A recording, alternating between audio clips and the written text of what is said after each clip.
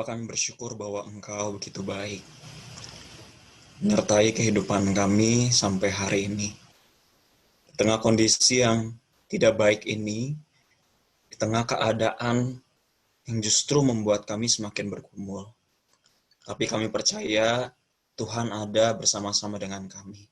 Tuhan ada di tengah Indonesia ini, Tuhan ada di tengah dunia ini yang semakin kacau.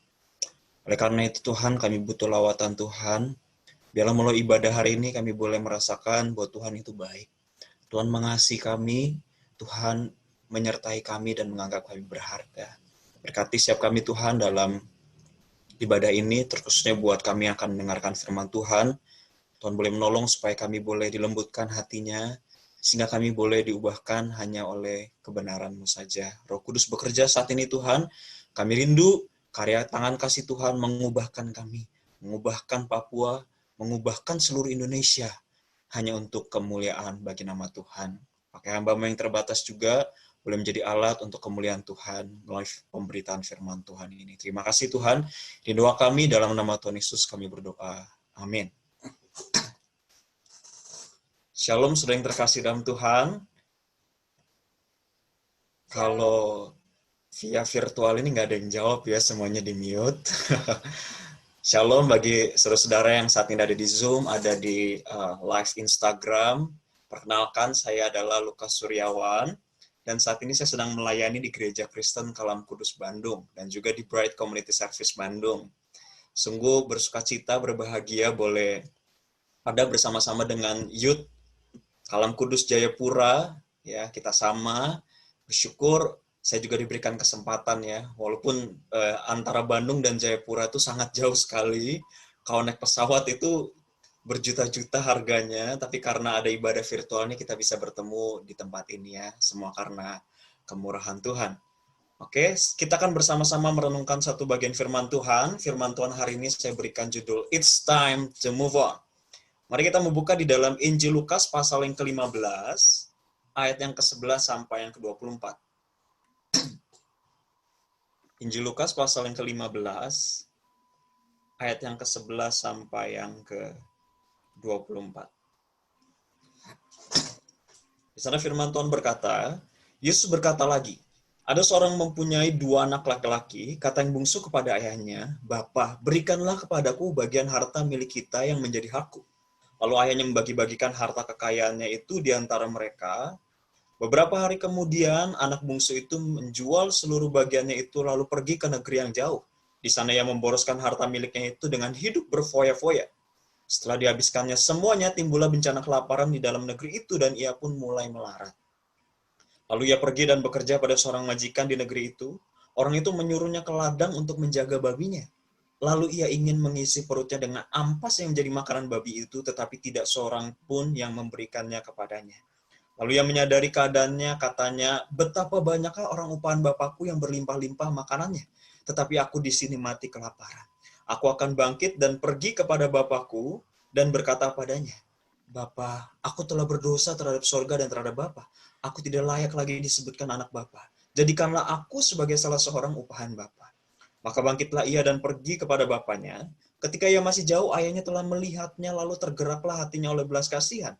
Ayahnya itu berlari mendapatkan dia, lalu merangkul dan mencium dia. Kata anaknya itu kepadanya, Bapa, aku telah berdosa terhadap sorga dan terhadap Bapa. Aku tidak layak lagi disebutkan anak Bapa.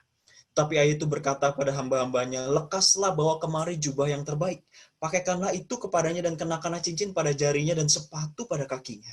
Dan ambillah anak lembu tambun itu, sembelilah dia, dan marilah kita makan dan bersukacita. Sebab anakku ini telah mati dan menjadi hidup kembali. Ia telah hilang dan didapat kembali. Maka mulailah mereka bersukaria. Saudara Samuel Marson Francis, pada Selasa 23 Juni 2020, minggu lalu, pria muda berusia 26 tahun ini baru saja bebas dari penjara. Selepas menghirup nafas yang segar di luar, ternyata 3 jam kemudian, tidak perlu waktu panjang, 3 jam kemudian ditangkap lagi oleh pihak kepolisian. Jadi Francis ini ditangkap karena ia menembak seorang gadis kecil yang kala itu duduk di sebuah mobil. Sudah bisa lihat baru saja bebas, bukannya jadi lebih baik, bertobat, malah tetap melakukan kejahatan. Sungguh ironi, bukannya berubah, malah semakin bertambah jahat. Saudara, bukankah terkadang kehidupan manusia itu memang seironi itu? Berani berkata berubah, tetapi tidak mau melakukannya. Seakan nggak bisa move on dengan sesuatu yang disukai, sesuatu yang disenangi dan diinginkan. Bahkan karena udah biasa jauh dari Tuhan, terbiasa melakukan dosa, mungkin akan berkata, tahu sih apa yang baik, tahu sih apa yang benar, tapi selalu gagal move on. Sehingga tidak heran hidup itu sama seperti pesan yang disampaikan kepada mantan yang berkata, hello mantan, bukan mantan, tapi alumni. Kalau misal alumni, siapa tahu bisa reuni. Cie, gitu ya. Nah, saudara, sekalipun katanya berubah, tapi seringkali masih suka reuni dengan kebiasaan yang lama. Tidak heran bahwa kita melihat banyak anak-anak muda zaman now, anak-anak muda zaman sekarang lebih suka TikTok daripada berdoa. Lebih senang joget-joget daripada berlutut. Nggak peduli sama Tuhan, merasa nyaman hidup tanpa Tuhan. Sudah kisah perumpamaan yang kita baca hari ini adalah perumpamaan yang sangat familiar. Setidaknya bagi kita yang jarang baca Alkitab, sekalipun harusnya kita udah tahu dengan perumpamaan ini. Nah, saudara, saya tidak akan bahas dari awal, tapi saya akan melihat bagaimana downward merosotnya kehidupan dari si anak bungsu. Saudara, kala itu ketika hidup berfoya-foya, bencana kelaparan tiba, dari yang tadinya dia menjadi orang kaya, sekarang hidupnya menderita. Nah, sudah kebayang nggak sih dari hidup yang berlimpah-limpah, sekarang susahnya setengah mati? Kalau kita pikir-pikir ya, lebih enak mana? Coba pilih. Lebih enak dari hidupnya susah, kemudian jadi kaya, atau dari hidupnya kaya jadi susah? Kalau saya pilih, lebih enak susah dulu, baru habis itu jadi kaya. Misalkan dapat uang kaget gitu ya.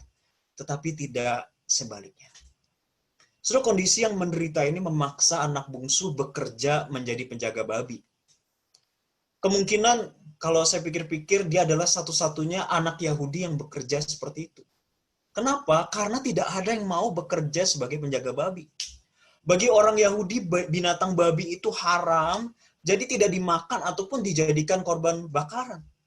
Bahkan orang Yahudi tidak mau menyentuh sama sekali binatang babi.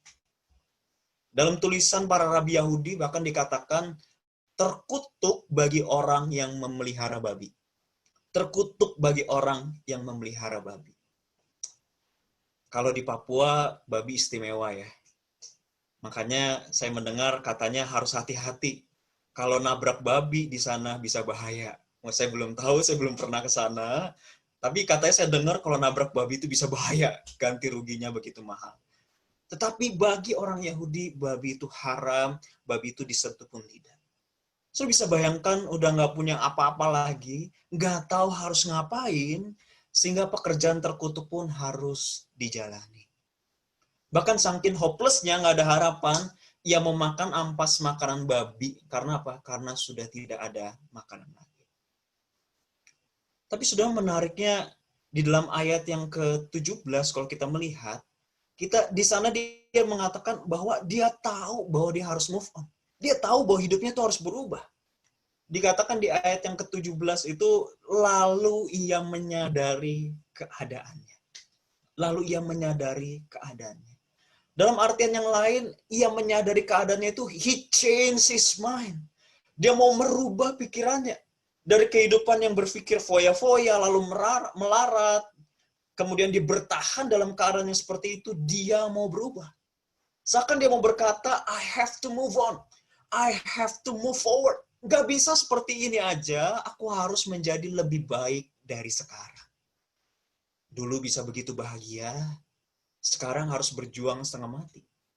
Mungkin dengan pulang kepada Bapa, ya memang gak seindah dulu lagi, tapi at least bisa mencicipi sedikit kebahagiaan. Sehingga di ayat yang ke-18 dia berkata, aku akan bangkit dan pergi kepada Bapakku dan berkata kepadanya, Bapakku telah berdosa terhadap sorga dan terhadap Bapa. Di sini kita bisa melihat ada 3 kata kerja yang diucapkan oleh sang bungsu. Dikatakan, I will will arise, I will go and I will say. Aku akan bangkit, aku akan pergi, dan aku akan berkata. Ini adalah sebuah moving action. Adalah sebuah tindakan yang dia mau bergerak. Nah, sudah sang bungsu menyadari dengan moving on. Dia akan melihat kebaikan. Bukan bersama dengan babi-babi, tetapi kebaikan bersama dengan sang Bapa. So, kalau kita melihat kehidupan dari Rasul Paulus, rasanya mirip seperti si anak bungsu. Ia dulu hidup jahat, jauh dari Tuhan. Ia adalah seorang yang kejam, pembunuh, pemberontak. Tetapi ketika ia bertemu dengan Tuhan, hidupnya berubah. Hidupnya totally move on. Kalau kita melihat di dalam Filipi 3 ayat 13-14 dikatakan, aku melupakan apa yang telah di belakangku dan mengarahkan diri kepada apa yang di hadapanku dan berlari-lari kepada tujuan untuk memperoleh hadiah, yaitu panggilan sorgawi dari Allah dalam Kristus Yesus. Sudah jutaan anak muda saat ini tidak menyadari tentang kehidupan rohani mereka. Mereka merasa baik-baik saja, padahal sebetulnya mereka hidup dalam spiritual homeless. Mereka hidup dalam spiritual poverty. Anak muda zaman sekarang tidak menyadari bahwa kehidupan mereka yang menjadi gelandangan. Jadi orang miskin di dalam hidup rohani mereka. Mungkin secara penampilan luar mereka terlihat hypebeast, nampak stylish, kekinian, tetapi dari dalam mereka adalah gelandangan rohani, menjadi orang miskin rohani. Nah, saudaraku, teman-teman sekalian, hidup itu tidak bisa diam saja. Kita harus terus berjalan dan bahkan harus berlari. Jangan terlalu sering rebahan, karena dengan diam pasti tidak ada perubahan. Karena dengan diam pasti tidak ada perubahan. It's time to move on. It's time to move on. Sudah seorang wanita berusia 59 tahun bernama Zoe Koplowicz yang setiap tahun mengikuti lomba lari maraton di New York, Amerika Serikat. Dan tahukah saudara, Zoe Koplowicz ini selalu menjadi peserta terakhir yang tiba di garis finish. Terakhir tiba di garis finish. Beberapa tahun yang lalu, juara pertamanya mencatat waktu lomba lari maraton 2 jam 9 menit.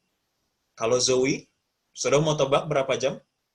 Yang pertama 2 jam 9 menit, Zoe mencatat 28 jam 45 menit. Selisih 26 jam lebih. Nah, saudara harap maklum karena Zoe mengalami kelumpuhan sejak lebih dari 30 tahun yang lalu.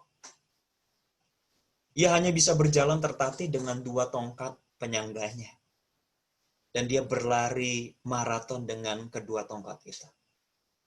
Sudah ketika ditanya, mengapa ia mengikuti lomba itu? Sudah Zoe menjawab demikian. Zoe berusaha ikut lomba itu, dia mengatakan bukan untuk menjadi juara.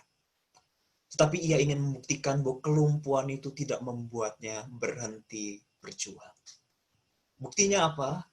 Walaupun susah payah, ia selalu mencapai garis finish. So, kehidupan kita juga demikian. Ibarat lomba lari, semua atlet itu biasa bersemangat ketika berangkat dari titik start. Tapi ketika di tengah jalan ada masalah menghadang, kelelahan, kepanasan, kehausan, menggoda setiap kita untuk berhenti. Hanya mereka yang terus berjuang akan mencapai ke garis finish. Ada kutipan yang mengatakan seperti ini. Sometimes the hardest part isn't letting go, but rather learning to start over. Seringkali bagian yang tersulit itu bukanlah melepaskan sesuatu yang telah lalu, tetapi yang tersulit itu adalah belajar untuk memulainya lagi. Kalau ditanya, mau nggak hidupnya move on? Jadi lebih baik. Hidup dekat dengan Tuhan, melakukan apa yang benar, melakukan kehendak Tuhan. Mungkin kita jawab, iya mau. Tetapi kita tidak pernah memulainya. Sudah perubahan itu tidak akan pernah terjadi sampai kita mau memulainya. Perubahan itu tidak akan pernah terjadi sampai kita mau memulainya. Saudaraku, banyak orang yang mau hidupnya move on tentang hal-hal yang ada di dunia ini.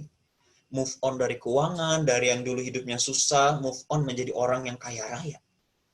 Ada orang yang rindu juga move on dalam kondisi pacarnya, pasangan hidup. Dari yang tadinya jomblo, pengen punya pacar, nanti menikah, dan sebagainya. Banyak orang yang rindu punya masa depan yang move on. Dari yang tadinya masa depan suram menjadi masa depan cerah. Tetapi tidak banyak orang yang mau move on masalah relasinya dengan Tuhan. Ataupun juga move on dari dosa-dosa. Seringkali alasannya apa? Iya sih mau berubah, tapi susah. Mau sih berubah, tapi sulit. Beberapa waktu yang lalu saya bertemu dengan seorang anak youth yang saya tahu dia udah lama nggak datang ibadah.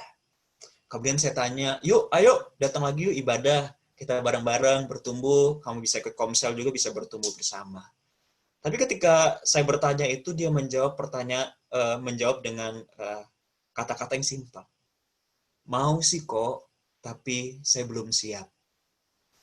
Lalu saya bingung, belum siap apa? Tinggal datang doang, nggak perlu siap-siap seperti apa, tinggal datang beribadah. That's it. Lalu saya tanya lagi, belum siap apa sih? Kamu belum siap apa? Lalu dengan nada yang rendah dia menjawab, iya kok, saya belum siap untuk berubah. Saya belum siap untuk meninggalkan kenyamanan saya. Seberapa banyak anak-anak muda saat ini bersikap seperti itu? Mungkin mau untuk berubah jadi lebih baik. Mungkin mau hidupnya move on, tapi selalu berkata, saya belum siap. Saya belum siap meninggalkan kenyamanan, saya belum siap meninggalkan dosa-dosa yang saya sukai sampai saat ini. Merasa nyaman dengan kondisi yang sekarang. Kalau boleh bertanya, seberapa jauh hari ini kita berlari dari Tuhan? Seringkali social distancing, physical distancing membuat hidup anak muda menjadi spiritual distancing dengan Tuhan. Ternyata jaga jarak dengan orang banyak berdampak juga menjadi jaga jarak dengan Tuhan. Yang dulunya merasa nggak punya waktu sama Tuhan, sekarang makin nggak ada waktu lagi buat Tuhan. Yang dulu katanya mau bertobat, malah hidupnya makin brengsek. Yang dulu bilang cinta sama Tuhan, malah sekarang hilang dari hadapan Tuhan. It's time to move on. No matter how far you go, no matter how deep you fall, God will raise you up. And He will embrace you with His gentle arm. Gak peduli seberapa jauh kita pergi.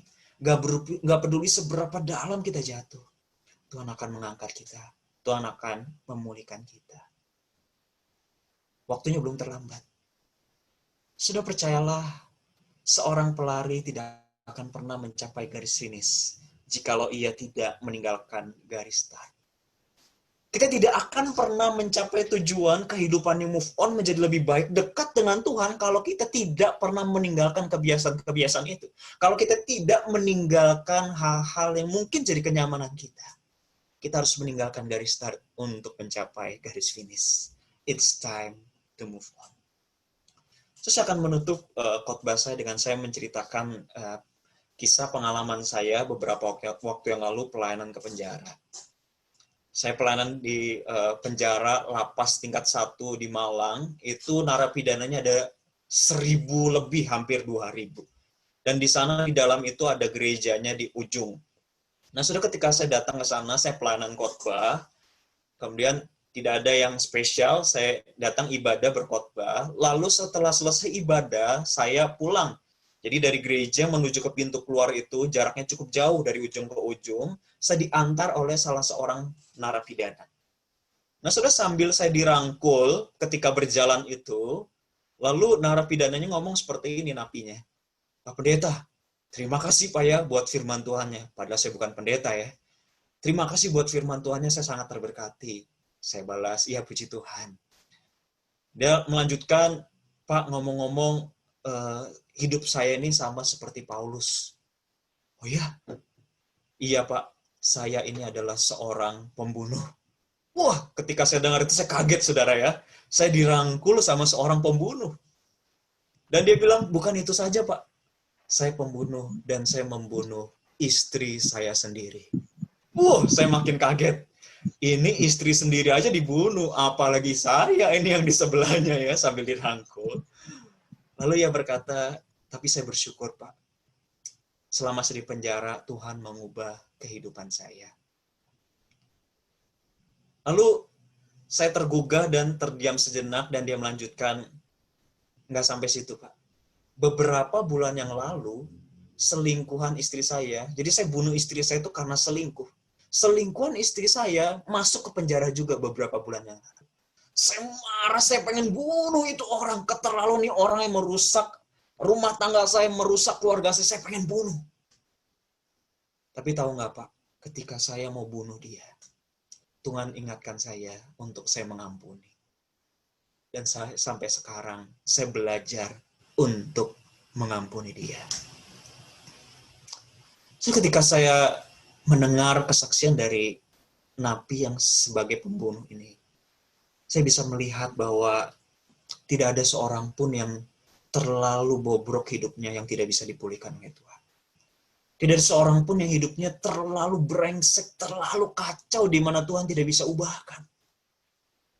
Sehingga siapapun di antara kita, Tuhan bisa pulihkan. Sangat mungkin sekali Tuhan memulihkan. Sudah kalau kita melihat di ending dari kisah perumpamaan anak yang hilang, sang bapak bukan menjadikan si bungsu itu sebagai upahan atau pekerja kontrak. Tetapi sang bapak tetap menyebutnya seorang anak. Karena apa? Karena dia tahu penerimaan seorang anak itu adalah penerimaan yang luar biasa. Seberapapun sang bungsu jauh perginya, seberapapun kacau hidupnya sang bungsu, sang bapak tetap menyebut, "Hai anakku, engkau telah pulang." So, saat ini seberapa buruknya kehidupan kita, seberapa jauhnya kita meninggalkan Tuhan, seberapa mungkin brengseknya, kacaunya, hancurnya kehidupan kita saat ini. Percayalah sampai sekarang, Tuhan masih membuka tangannya lebar-lebar, memanggil kita, "Pulanglah anakku, pulanglah anakku. Aku menantimu untuk engkau pulang." So it's time to move on. Biarlah kita pada saat ini memikirkan ulang kehidupan kita untuk kita berubah menjadi lebih baik. Untuk kita membangun kehidupan yang berkenan dan memuliakan nama Tuhan. Mari saya mengajak kita untuk menundukkan diri kita di hadapan Tuhan.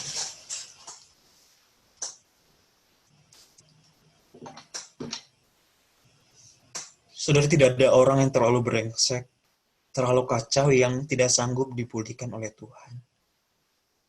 Tidak ada orang yang terlalu jauh sehingga tidak tergapai oleh tangan kasih Tuhan. It's time to move on. Biarlah saya memberikan waktu bagi teman-teman saat ini. Mungkin teman-teman sekalian saat ini lagi jauh dari Tuhan. Atau teman-teman sekalian masih bergumul dengan dosa-dosa, kebiasaan buruk yang sampai saat ini merasa begitu nyaman. Semoga engkau saat ini melepaskannya. Dan kau berkata, berkomitmen sama Tuhan, "Tuhan, it's time to move on. Saya mau berubah. Tuhan bantu saya." Sudah berdoalah secara pribadi di hadapan Tuhan. Kau ada hal-hal yang kau rindu, kau berubah. Dan kau mau bergerak untuk berubah. Berdoalah secara pribadi di hadapan Tuhan.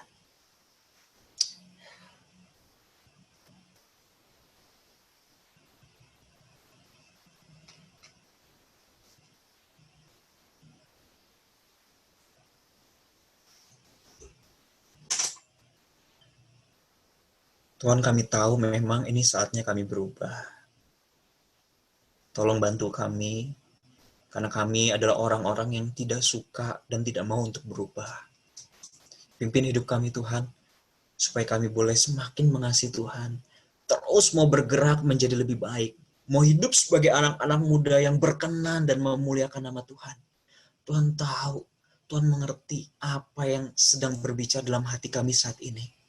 Ada kebiasaan buruk, dosa-dosa, ataupun mungkin saat ini yang kami gelisah karena hidup kami jauh dari Tuhan.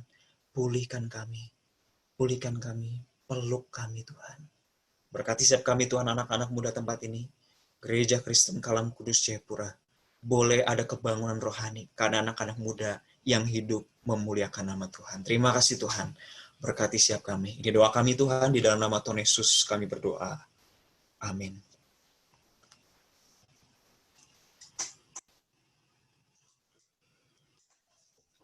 Saudara, izinkan saya dalam waktu 5 menit ini, saya memberikan kesempatan kepada dua anak pemuda di gereja saya untuk boleh sharing tentang kehidupan mereka selama di sini, sekaligus mungkin juga boleh mengenal teman-teman di sini ya.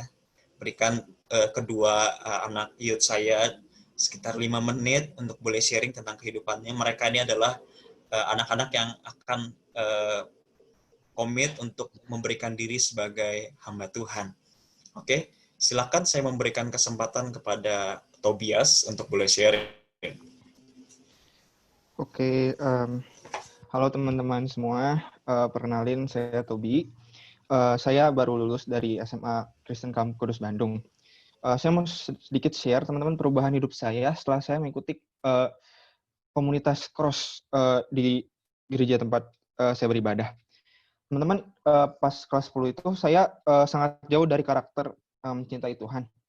Bahkan saya diberikan disiplin rohani oleh guru saya, agama saya, karena saya nggak buat jurnal saat teduh saya selama 2 bulan.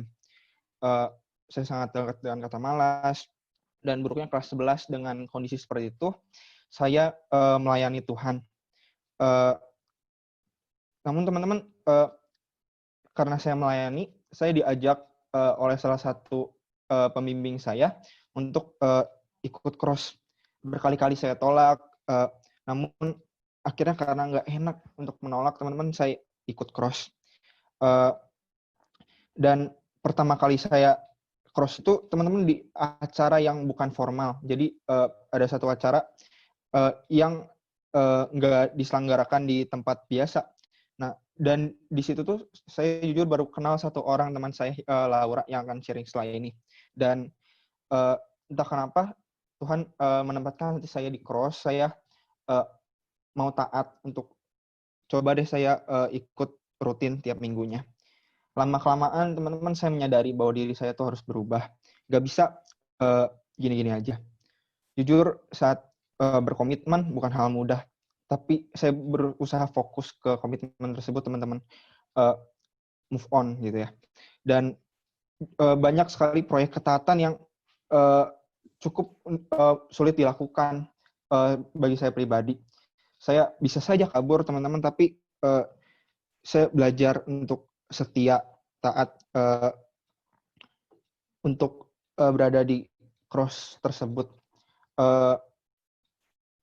Sampai suatu saat aja, teman-teman, ketika saya lulus, beberapa pembimbing memberikan kepada saya satu surat juga, teman-teman, dan mereka menuliskan isi hatinya. Gak nyangka, menurut mereka saya memberikan dampak bagi mereka, dan bahkan saya masih belajar, teman-teman, sampai hari ini untuk belajar taat. Yang sebenarnya saya mau sampaikan simple. Emang teman-teman ikut Tuhan tuh nggak mudah, tapi ketika kita udah bilang, Tuhan saya pengen move on, maka jangan protes ketika kita diproses atau dikasih masalah sama Tuhan. Jujur, teman-teman, kita harus belajar menghadapi hal itu, dan kelak mungkin akan menjadi kesaksian hidup kita, dan bisa menguatkan diri sendiri bahkan orang lain. Thank you, teman-teman, kesempatannya. Tuhan Yesus memberkati. Okay, thank you buat Tobias. Silakan Laura.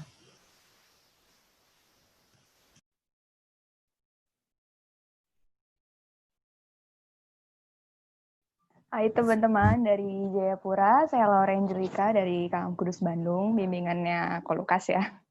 Jadi hari ini saya mau sharing tentang bagaimana Tuhan mengubahkan hidup saya. Cara pandang saya melalui komunitas saya di sini, yaitu Cross. Laura yang dulu adalah orang yang sangat cuek, sangat bodoh amat, sangat gak peduli terhadap sesama gitu. Mungkin saking parahnya, saya bisa, kalau misalnya ada orang di sebelah saya yang membutuhkan bantuan gitu, saya bisa nggak peka gitu, maksudnya bodo amat gitu, urusan dia gitu. Tapi melalui cross ini, saya masuk cross itu 3 tahun yang lalu, masuk komunitas ini, dan ngelihat gitu orang-orang di sini tuh sangat banyak yang peduli, saling care kayak gitu. Dan ini tuh membuat saya mau nggak mau juga harus peduli terhadap sesama. Mungkin secara nggak langsung membuat saya seperti itu gitu. Jadi sebenarnya sangat banyak hal-hal yang baik dalam komunitas yang mungkin itu menjadi cara Tuhan membentuk saya. Buat saya move on melalui komunitas ini. Di sini tuh selalu bikin saya supaya ngomong, saya ini harus berubah gitu, nggak bisa jadi orang yang kayak dulu terus. Di komunitas ini juga saya belajar menjadi lebih peka terhadap nilai-nilai yang mau Tuhan tanamkan di dalam kehidupan saya. Karena melalui komunitas ini tuh seperti firman Tuhan, sharing-sharing, teman-teman semuanya itu tuh bisa seringkali mengingatkan saya dalam menjalani kehidupan sehari-hari saya. Dan dalam proses yang saya sharingin tadi mungkin gak mudah gitu, masih suka banyak jatuh bangun, kesulitan yang setiap orang alami juga beda-beda gitu. Tapi di dalam Tuhan itu kita bisa menjalaninya dengan sukacita dan penuh syukur, tidak menjalaninya dengan sendiri karena ada Tuhan yang berjalan bersama kita, juga ada komunitas teman-teman yang saling support, saling bertumbuh dalam Tuhan, saling membantu gitu. Jadi ayo teman-teman kita move on, tinggalin cara hidup kita yang lama, ubah mengikuti kehidupan baru yang bisa memuliakan nama Tuhan gitu aja. Terima kasih.